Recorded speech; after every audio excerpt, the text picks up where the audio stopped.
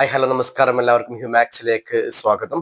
മറ്റൊരു സെക്ഷനിലേക്ക് സ്വാഗതം. ഒരു chapter 2 question sure answer sure mark എന്ന മോട്ടോ ഉയർത്തിപ്പിടിച്ചുകൊണ്ട് നമ്മൾ നടത്തുന്ന പരീക്ഷയുമായി ബന്ധപ്പെട്ട ക്യാമ്പയിനിലേക്ക് എല്ലാവരും ഒരിക്കൽ കൂടെ സ്വാഗതം ചെയ്യുന്നു.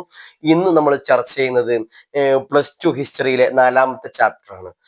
ഘട്ടം ഘട്ടമായിട്ട് ചരിത്രത്തിന്റെ വ്യത്യസ്തമായിട്ട് മേഖലകളിലൂടെ നമ്മൾ കടന്നു വരികയായിരുന്നു. ഇനി പറയാനുള്ളത് മതങ്ങളുടെ ആവിർഭാവവും കടന്നുവരവുമാണ്.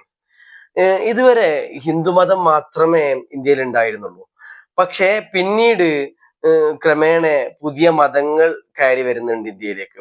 അതിനെക്കുറിച്ചാണ് ഇനി ചർച്ച ചെയ്യാനുള്ളത്. 4ാം ചാപ്റ്റർ പ്രധാനമായും വരുന്നത് ജൈനബുദ്ധ മതം, അതുപോലെ തന്നെ സാഞ്ചി സ്തൂപം.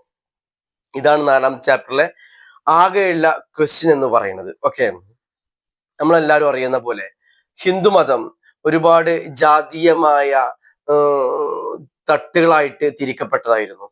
ബ്രാഹ്മണൻ, വൈശ്യർ, ശൂദ്രൻ, ക്ഷത്രിയർ ഇങ്ങനെ തുടങ്ങിയ ഒരു ത്രികോണ തട്ടായിട്ട് തിരിച്ച് ഏറ്റവും മേലെ ദൈവത്തിനോട് അടുത്ത് നിൽക്കുന്ന ഒരു ബ്രാഹ്മണന്മാരാണെന്നും അതിന്റെ തൊട്ടു താഴെ ക്ഷത്രിയരും തൊട്ടു താഴെ വൈശ്യരും ഏറ്റവും താഴെ തീണ്ടാപ്പാടകലെ നിൽക്കേണ്ട ഏറ്റവും നികൃഷ്ട ജീവികളായിട്ട് പോലും ബ്രാഹ്മണന്മാർ കണ്ടിരുന്ന ശൂദ്രർ ഉണ്ടായിരുന്നു.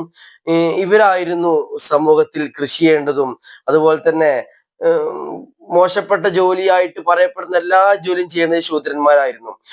ദൈവത്തിനോട് കൂടുതൽ അടുക്കുക, അവർ അമ്പലവുമായി ബന്ധപ്പെട്ട കാര്യങ്ങൾ ചെയ്യുക, അറിവുകൾ നേടുക, സംസ്കൃതം പഠിക്കുക, യാഗങ്ങൾ നടത്തുക, വേദങ്ങൾ പഠിക്കുക, ഇതെല്ലാം ബ്രാഹ്മണർക്ക് മാത്രം പറ്റുന്ന ഒന്നായിരുന്നു. എന്നാൽ ചിലതിനൊക്കെ ക്ഷത്രിയർക്കും വേണ്ട രീതിയിലുള്ള പ്രാമുഖ്യം കൊടുത്തിരുന്നു. പക്ഷേ ശൂദ്രനിലേക്ക് എത്തുമ്പോൾ അവര് സംസ്കൃതം കേൾക്കാൻ പാടില്ല, അവര് അറിവ് നുകരാൻ പാടില്ല, അവര് കൃഷി ചെയ്യുക, അതുപോലെ തന്നെ എന്താണോ തന്റെ യജമാൻ തരുന്നത് അത് അങ്ങനെ തന്നെ ഭക്ഷിച്ചിട്ട് പോകേണ്ട ഒരു പ്രത്യേകതരം ഈ ജീവികളായിട്ട് വളർത്തിയെടുക്കുന്ന ഒരു വിഭാഗമായിരുന്നു ശൂദ്രർ എന്ന് പറയുന്നത്. ഈ അവസ്ഥയിൽ ജനങ്ങൾക്ക് മടുപ്പുളവാകാൻ തുടങ്ങി പല സമയങ്ങളായിട്ട്. അവിടേക്കാണ് ജൈന ബുദ്ധ മതങ്ങളുടെ കടന്നുവരവെന്ന് പറയുന്നത്. അത് വല്ലാത്തൊരു വരവായിരുന്നു പറയേണ്ടത് വരും. കാരണം ജനങ്ങളൊക്കെ ഈ മതങ്ങളെ പുൽകാൻ ഒരുപാട് കാരണങ്ങൾ ഉണ്ടായിരുന്നു. അതിലൊരു കാരണം മനുഷ്യരെല്ലാവരെയും തുല്യമായിട്ട് കാണാൻ ഈ മതം, 2 മതങ്ങളും ജൈന ബുദ്ധ മതങ്ങൾ ഒരേപോലെ അതിനു വേണ്ടിയിട്ടുള്ള നടപടികൾ സ്വീകരിച്ചു. എല്ലാം ജനങ്ങളെയും മാൺ പെൺ വ്യത്യാസം ഒഴിച്ചു നിർത്തി കഴിഞ്ഞാൽ എല്ലാവരെയും ഒരേപോലെ കാണാം. ജാതീയമായിട്ടോ വർഗീയപരമായിട്ടോ ജനങ്ങളെ വേർതിരിക്കാതെ ഒറ്റക്കെട്ടായിട്ട് നിൽക്കുന്ന രീതിയിലേക്ക് ജൈന ബുദ്ധ മതങ്ങൾ മാറിയപ്പോ സ്വാഭാവികമായിട്ടും ആളുകൾ ജൈന ബുദ്ധ മതങ്ങളിലേക്ക് അടുക്കാൻ തുടങ്ങി എന്നുള്ളതാണ് ഏറ്റവും വാസ്തവമായിട്ടുള്ള ഒരു സത്യമായിട്ട് പറയപ്പെടുന്നത്. ഇനി പറയുകയാണെങ്കിൽ ജൈന ബുദ്ധ മതത്തിന്റെ സ്ഥാപകൻ എന്ന് പറയുന്നത് വർദ്ധമാന മഹാവീരനാണ്. എന്നാൽ ഈ ജൈന ബുദ്ധ മതത്തിന്റെ പുരോഹിതന്മാരെ പറഞ്ഞിരുന്നത് തീർത്ഥങ്കരന്മാർ എന്നായിരുന്നു. വർദ്ധമാന മഹാവീരന് മുൻപ് 23ഓളം തീർത്ഥങ്കരന്മാർ കടന്നു പോയിട്ടുണ്ട്. ലാസ്റ്റ് തീർത്ഥങ്കരൻ വർദ്ധമാന മഹാവീരനായിരുന്നു. സ്ത്രീയെയും പുരുഷനെയും രക്ഷപ്പെടുത്തുന്നവനായിട്ടാണ് തീർത്ഥങ്കരൻ എന്ന പേരിൽ അറിയപ്പെടുന്നത്. ഇങ്ങനെ തീർത്ഥങ്കരന്മാർ വഹിക്കാൻ ഒരുപാട് പങ്ക് സമൂഹത്തിൽ പ്രത്യേകം പറയപ്പെട്ടിരുന്നു. അതുപോലെ തന്നെ ജൈനമതത്തിൻ്റെതായിട്ടുള്ള മോട്ടോ ഉണ്ടായിരുന്നു. ജനങ്ങളെല്ലാവരുടെയും തുല്യമായ അവകാശങ്ങൾ എപ്പോഴും ജൈനമതം വകവെച്ചു കൊടുത്തിരുന്നു. അതിനൊക്കെ അപ്പുറത്തേക്ക് മനുഷ്യന്റെ കർമ്മം എന്ന് പറയുന്നത് അവന്റെ ജീവിതത്തിന്റെ ശൈലിയിൽ നിന്നാണ്. ലോകത്ത് ഉള്ള എല്ലാ വസ്തുവിനും ജീവനുണ്ട്. കല്ലാണെങ്കിലും പാറയാണെങ്കിലും ജലമാണെങ്കിലും ജീവനുണ്ട്. എല്ലാ ജീവികളെയും കൃത്യമായിട്ട് ബഹുമാനിച്ചോണം. അഹിംസ, എല്ലാവരുടെയും ആരും ഹിംസിക്കരുത്, ആക്രമിക്കരുത് എന്നുള്ള മോട്ടോ ഒക്കെ ജൈനമത ഈ സമയത്ത് മുൻപോട്ട് വെക്കുന്നുണ്ട്. അതുപോലെ തന്നെ മനുഷ്യന്റെ ജീവിതത്തിന്റെ പരമമായ ലക്ഷ്യമെന്ന് പറയുന്നത് മോക്ഷം ലഭിക്കലാണെന്ന് പറയുന്നുണ്ട്.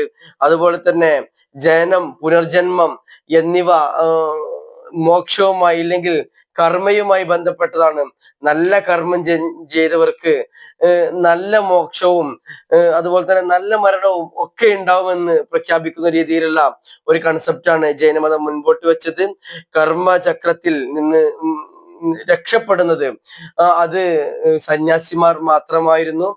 സന്യാസിമാർ മാത്രം ഈ കർമ്മ എന്ന ചക്രത്തിൽ നിന്ന് രക്ഷപ്പെടും. സന്യാസിമാരാകണമെങ്കിൽ ചില ക്വാളിറ്റി ജൈനമതം പറഞ്ഞിരുന്നു. അതിൽപ്പെട്ട പ്രധാനപ്പെട്ട കാര്യങ്ങൾ ഒന്നിനെയും കൊല്ലാൻ പാടില്ല, അതുപോലെ മോഷ്ടിക്കരുത്, കള്ളം പറയരുത്, ബ്രഹ്മചര്യം, അതുപോലെ തന്നെ സ്വത്ത് സമ്പാദിക്കാൻ പാടില്ല. ഇങ്ങനെയുള്ള ഒരുപാട് കാര്യങ്ങൾ പറയുന്നുണ്ട്. ഒരു സന്യാസി ആവണമെങ്കിൽ ഇങ്ങനെ സന്യാസിയായ ഒരാൾക്ക് കർമ്മ ചക്രത്തിൽ നിന്ന് രക്ഷപ്പെടാനായിട്ട് പറ്റും എന്നുള്ളതൊക്കെയാണ് ജൈനമതം മുൻപോട്ട് വെക്കുന്നത്. ഈ മതം പിന്നീട് അങ്ങോട്ട് ഇന്ത്യ ഒട്ടാകെ പടർന്നു പന്തലിച്ചു. ഒരുപാട് ആളുകൾ ഈ മതത്തിലേക്ക് കയറി വന്നു. തമിഴ്, സംസ്കൃതം ഭാഷകളിലെല്ലാം ഈ മതത്തിന്റെ വ്യത്യസ്തമായ ഗ്രന്ഥങ്ങൾ ഇറങ്ങി. ജനങ്ങൾ മതത്തിലേക്ക് ആകൃഷ്ടരായി, ജനങ്ങൾ മതത്തെ സ്വീകരിക്കാൻ തുടങ്ങി. ഇങ്ങനെ ജൈനമതം ഒരു ഇന്ത്യ കണ്ടതിൽ വെച്ച് നല്ലൊരു മതമായിട്ട്, ആളുകൾക്കുള്ളിൽ സ്വീകരിക്കുന്ന മതമായിട്ട് മാറാൻ തുടങ്ങി എന്നുള്ളതാണ് വാസ്തവമായ സത്യം. ഇത് തന്നെയാണ് ജൈനമതത്തിന്റെയും അവസ്ഥ എന്ന് പറയുന്നത്. പക്ഷേ രണ്ടിന്റെയും സിറ്റുവേഷൻ എന്ന് പറയുന്നത് ഹിന്ദു മതത്തിൽ ജാതീയപരമായിട്ടുള്ള വേർതിരിവാണ് എല്ലാ മതങ്ങളും ഇന്ത്യയിൽ കടന്നു വരാനുള്ള സാധ്യത ഉണ്ടാക്കിയത്. അടുത്ത നമുക്ക് ചർച്ച ചെയ്യുന്നത് ബുദ്ധമതത്തെ കുറിച്ചാണ്. ശാക്യ ഗോത്രത്തിൽപ്പെട്ട ശുദ്ധോധനന്റെ മകനായിരുന്നു സിദ്ധാർത്ഥ്. സിദ്ധാർത്ഥിന് കൊട്ടാരത്തിൽ പാർപ്പിച്ചിരുന്നു പിതാവ്. ഒരു ദിവസം തന്റെ പടയാളികളുമൊത്ത് സിദ്ധാർത്ഥ് പുറത്തു പോയ സമയത്ത് അദ്ദേഹം കാണുന്ന കാഴ്ച എന്ന് പറയുന്നത് ഒരു വൃദ്ധനായിട്ടുള്ള ഒരു ആൾ, അതോടൊപ്പം തന്നെ ഒരു മൃതശരീരം. ഇതിന്റെ കൂടെ തന്നെ അദ്ദേഹം കാണുന്ന മറ്റൊരു കാഴ്ച ഒരു സന്യാസിയാണ്. ഇതോടുകൂടി ഇദ്ദേഹം അസ്വസ്ഥനാകുന്നു. അദ്ദേഹത്തിന് പല കാഴ്ചകളെയും അസ്വസ്ഥപ്പെടുത്താറുണ്ടായിരുന്നു അതിനു മുൻപും.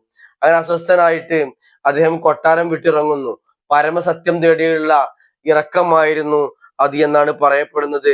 ഇതിനെയാണ് മഹാപരിത്യാഗം എന്ന് പറയുന്നത്. മഹാപരിത്യാഗം, ഈ കൊട്ടാരം വിട്ട് ഇറങ്ങലിനെയാണ് മഹാപരിത്യാഗം എന്ന് പറഞ്ഞിരുന്നത്. അതുപോലെ തന്നെ ബീഹാറിലെ ബോധ്ഗയ എന്ന സ്ഥലത്ത് വെച്ച് അദ്ദേഹത്തിന് മോക്ഷം ലഭിക്കുന്നു.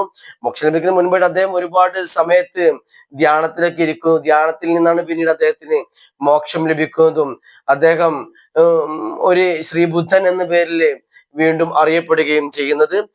അതുപോലെ തന്നെ ബുദ്ധന്റെ ആദ്യ പ്രഭാഷണം നടത്തുന്നത് അത് സാരോപദേശം എന്ന പേരിൽ അറിയപ്പെടുന്നത് സാരാനാഥിലായിരുന്നു.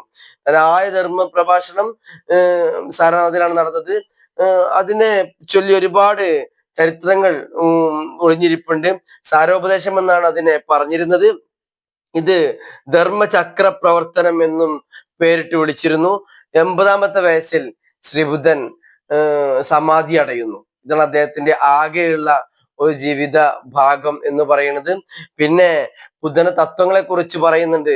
ബുദ്ധ തത്വങ്ങളെ കുറിച്ച് പറയുമ്പോൾ നമ്മൾ മനസ്സിലാക്കേണ്ടത്, ബുദ്ധമത ദർശന പ്രകാരം ലോകം ക്ഷണികമാണ്, ലോകം താൽക്കാലികമാണ് എന്നാണ് അതിന്റെ അർത്ഥം. നിരന്തരം മാറിക്കൊണ്ടിരിക്കുന്നതാണ്. അതുപോലെ തന്നെ ശാശ്വതമായി ഒന്നും ലോകത്തില്ല എന്നും അദ്ദേഹം പറയുന്നുണ്ട്. 4 ആര്യ സത്യങ്ങൾ, അഷ്ടാംഗ മാർഗം എന്നിവയാണ് ബുദ്ധമതത്തിന്റെ ആകെ അടിസ്ഥാനം എന്ന് പറയുന്നത്. എന്താണ് 4 ആര്യ സത്യം? അത് ലോകം ദുഃഖമാണ്, ദുഃഖത്തിന്റെ കാരണം ആഗ്രഹമാണ്, ആഗ്രഹങ്ങൾ ഇല്ലാതാക്കാൻ ദുഃഖത്തെ മറികടക്കാൻ വേണ്ടി അഷ്ടാംഗ മാർഗങ്ങൾ സ്വീകരിക്കാവുന്നതാണ്. അഷ്ടാംഗ മാർഗങ്ങൾ എന്താണ്?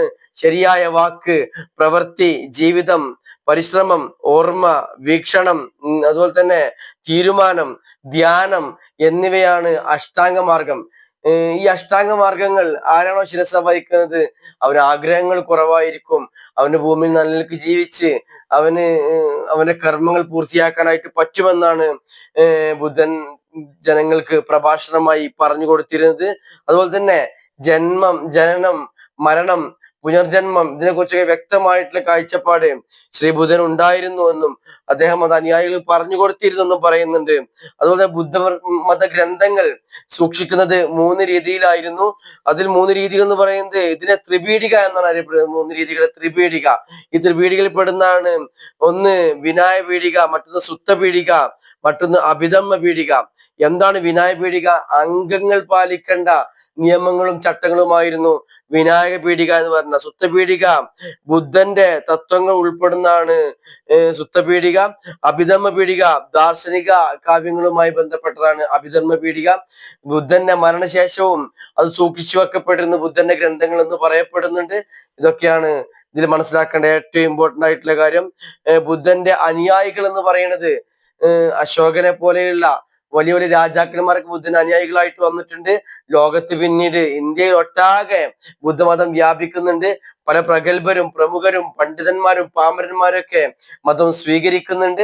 ഇതുവഴി മതം പോപ്പുലർ ആവുന്നുണ്ട്. നേരത്തെ പറഞ്ഞ പോലെ തന്നെ ജൈനമതത്തിന്റെ അതേ രീതിയിൽ തന്നെ ബുദ്ധമതം ഉയർന്നു വന്നത്. ഹിന്ദുമതത്തിൽ വേദങ്ങളും ആ വേദത്തിനെ ചൊല്ലിയുള്ള ആചാരങ്ങളും അനാചാരങ്ങളും അനുഷ്ഠാനങ്ങളും ഒക്കെ വന്നപ്പോ അതിൽ നിന്ന് മറികടക്കാൻ, പ്രത്യേകിച്ചും ഐത്തത്തിൽ നിന്ന് മറികടക്കാൻ എല്ലാവരും ബുദ്ധമതത്തിലേക്കും ജൈനമതത്തിലേക്കും ചേക്കേറിയതായിട്ട് പറയുന്നുണ്ട്. ഏറ്റവും കൂടുതൽ എല്ലാ എക്സാമിനും വന്നിട്ടുള്ളൊരു ക്വസ്റ്റ്യൻ ആയിരുന്നു ബുദ്ധമതവും ജൈനമതവും തമ്മിലുള്ള ഡിഫറൻസ്, ഈ ബുദ്ധമതത്തെയും ജൈനമതത്തെയും വിലയിരുത്തുക എന്നൊക്കെ പറഞ്ഞ ക്വസ്റ്റ്യൻ. അതുകൊണ്ട് ഇത് ഭാഗം പഠിച്ചിട്ട് പോണം. ഈ ചാപ്റ്ററിൽ വരുന്ന മറ്റൊരു പ്രധാനപ്പെട്ട ഭാഗമാണ് സാഞ്ചിയിലെ സ്തൂപം എന്ന് പറയുന്നത്. മധ്യപ്രദേശിലെ ഭോപ്പാലിലാണ് സാഞ്ചി സ്തൂപം സ്ഥിതി ചെയ്യുന്നത്. 3-ാം നൂറ്റാണ്ടിൽ അശോക ചക്രവർത്തിയാണ് സാഞ്ചി സ്തൂപം പണി കഴിപ്പിച്ചത്. ഒരുപാട് സ്മാരകങ്ങളും ഒരു വലിയ മൺതിട്ടയും സ്തൂപവും ഒക്കെ അടങ്ങിയ ഒരു ഭാഗമാണ് ഈ സാഞ്ചിയിലെ സ്തൂപം എന്ന് പറയുന്ന ഭാഗം. ഇത് പണികഴിപ്പിച്ച അശോകനാണെന്ന് പറഞ്ഞു കഴിഞ്ഞു. പക്ഷെ ഇത് പിന്നീട് കണ്ടെത്തുന്നത് 1818 മാത്രമാണ്. ഫ്രാൻസിലെ മ്യൂസിയത്തിലേക്ക് പല സമയങ്ങളിലായിട്ട് ഇത് കൊണ്ടുപോകാനുള്ള ശ്രമം നടത്തിയിരുന്നു. പക്ഷെ അതിന് ഷാജഹാന ബീഗം സമ്മതിച്ചില്ല. അവര് അതിനെ സംരക്ഷിച്ചു പോന്നു. പിന്നീട് ഷാജഹാന ബീഗം അതിനുശേഷം അവർക്ക് ശേഷം അതിനെ ജഹാന ബീഗവും സംരക്ഷിച്ചു പോന്നു. ധാരാളം പണം സാഞ്ചി സ്തൂപത്തിന് വേണ്ടി ചെലവഴിക്കുന്നു. അതുപോലെ തന്നെ അതിന്റെ അടുത്ത് തന്നെ ഒരു മ്യൂസിയം പണിയുന്നു. ഈ മ്യൂസിയത്തിൽ ഇരുന്നു കൊണ്ടാണ് ജോൺ മാർഷൽ സാഞ്ചി സ്തൂപത്തെ കുറിച്ച് ചരിത്രം തയ്യാറാക്കുന്നതും അത് ജഹാന ബീഗത്തിന് കൈമാറുന്നതും. പിന്നെ ഇപ്പോ അത് ആർക്കിയോളജി ഓഫ് ഇന്ത്യയുടെ കീഴിലാണ് സാഞ്ചി സ്തൂപം ഉള്ളത്. ഓക്കെ, ഇതാണ് ഏറ്റവും പ്രധാനപ്പെട്ട സാഞ്ചി സ്തൂപത്തെ കുറിച്ച് പറയാനുള്ളത്. ഈ 2 ഭാഗം പഠിച്ചിട്ട് പോണം. ഈ ചാപ്റ്റർ 4-ാം ചാപ്റ്ററിൽ ഏറ്റവും കൂടുതൽ ചോദിക്കുന്ന ഭാഗം ഒന്ന് ജൈനമതവും ബുദ്ധമതവും, മറ്റൊന്ന് സാഞ്ചി സ്തൂപം. ഈ 2 ഭാഗവും നിർബന്ധമായിട്ടും പഠിച്ചിട്ട് പോകുക. 4-ാം ചാപ്റ്ററിൽ ക്വസ്റ്റ്യൻ ആയിട്ട് വരും. ഓക്കെ, മറ്റൊരു ഭാഗമായിട്ട് വീണ്ടും വരാം. Okay, thank you.